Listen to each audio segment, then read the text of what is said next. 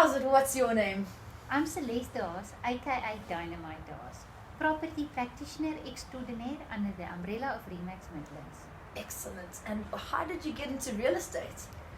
Well, my dad's been in real estate for 22 years. In 2015, he was approached by Haas to purchase the Haas franchise in Nelspruit. He used to trade as Boetnotnagel properties. And as long as that, he's been nagging me to become an estate agent. But you don't listen to your parents when you live in the same town as them. So it took us to be relocated to Maritzburg to appreciate my parents for the first time. We worked with 2 agents in 2012. We viewed as many properties as was available in Maritzburg in the northern suburbs for the month of January and February. We also looked at Hilton, certain suburbs in Howick and Ashburton. We started getting desperate because we had this long checklist of things that we would like to have in our property because the in-laws moved with us and we couldn't find the right property. At the end of the day, we purchased this house from one of the agents and she met us at the gate, gave us a white orchid from Woolworths and the keys to the property and left.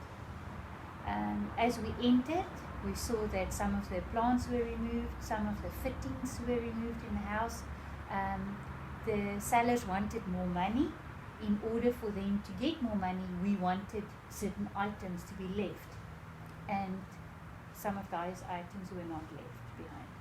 When we phoned our agent to ask for assistance, we were basically told that we are welcome to sue the sellers if we wanted to. And was the estate agent on your side at all? Or? Not at all, they were on the seller side. And I said to myself, Nia, there must be more to real estate and I am sure I can improve on the service that we have received. So I said to myself, Nia, and I started working towards becoming an estate agent. And in 2015, when I got my honours degree, is when I made my move to real estate. Yeah. And that was here in Pietermaritzburg? Yeah. Okay. And what are some of the biggest challenges you've had as a real estate agent, property practitioner? So the problem is I didn't grow up in Maritzburg. I don't have kids that I take to school, so I meet people. So I had no network whatsoever.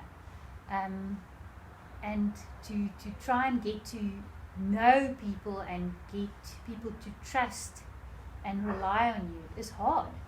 100%, especially when you don't have a background with them. Yeah. They've got no context of who you are, where Right. you're from. And so what sort of advice do you have for overcoming those kinds of challenges? Because you're quite a well-known dynamite Haas around these parts nowadays. Well, my key to success is I was born to serve. We are all born to serve at the end of the day. Whether it's a boss or you are an entrepreneur, then you've got clients. Those people pay you, so you need the money. So I think one of the things is there's 3 things in the mix of being born to serve. It's harmony, humility, and helpfulness.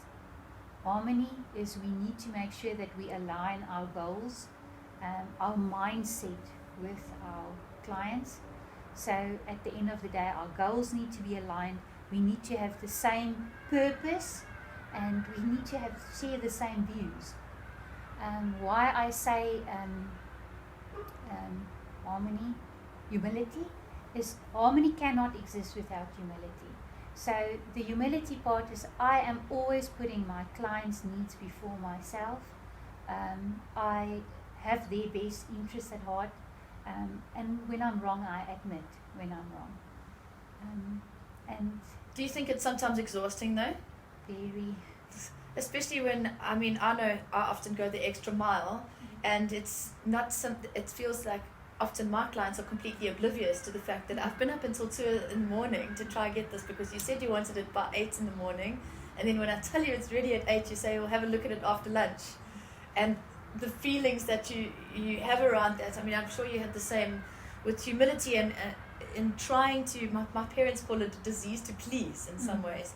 You go the extra mile and you go the extra mile, and often you find that extra mile hasn't been recognized, but it's just inherently in your nature to do it nonetheless. Yeah, for sure. For some people, and we will get it throughout walks of life, it's not just real estate.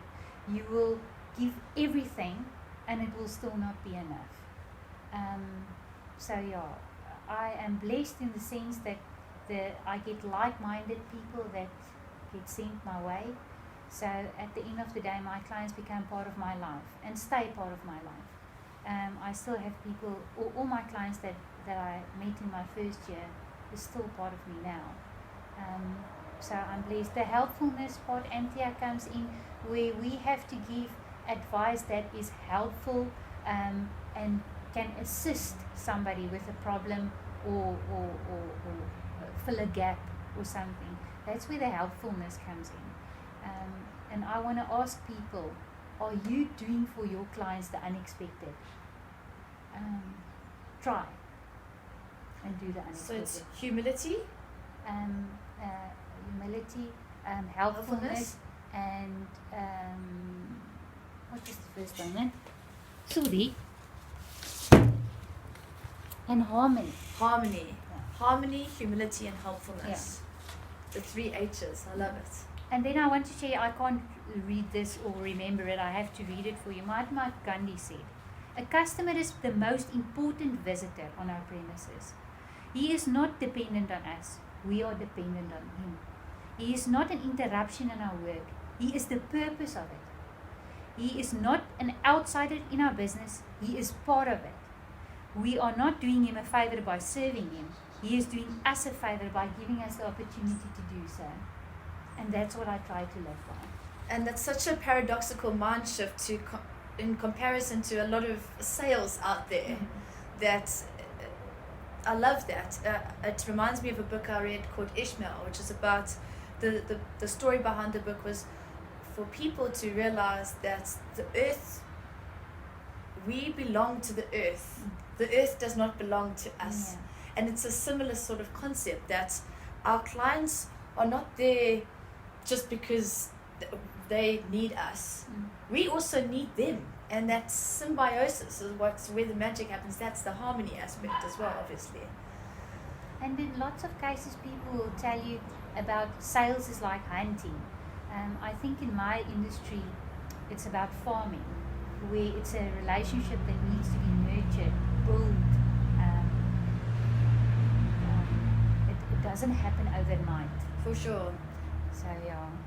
So your biggest keys of advice to anybody facing challenges with struggling to get out of bed in the morning because they haven't sold a house in a while, or they don't know where to get more listings, or as an estate agent that's gone through the ups and downs, what is a piece of advice that you can give other estate agents out there to pull yourself out of bed when you're having a tough day?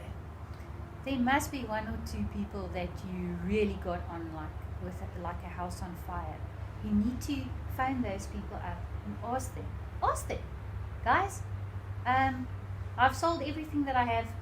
I need a listing or 2. Do you know somebody that's wanting to sell? Because everybody will tell you that listings are the livestock of an estate agent. And guys, remember, just be yourself, because everybody else is taken. Just be yourself. You can hear my accent in the beginning. When we moved to Maritzburg in 2012, I had people that laughed at me and said I speak funny. I said, yeah, there where I'm from, I speak Afrikaans first, and maybe English, but not on the same level as here, with the last colonial outpost we are here in KZN. Yeah. So, and I really tried hard to make that accent go away, but then somebody said to me, so just be yourself, because everybody else is taken. And from there on, I'm comfortable. I am who I am. Cannot change that. And I think when you become more comfortable with yourself, it makes it easier for other people to be comfortable with you as well. Yeah, for sure. Awesome. Well, thank you so much for your time. I really appreciate it. And I'm sure everybody else does. And thanks again. Excellent.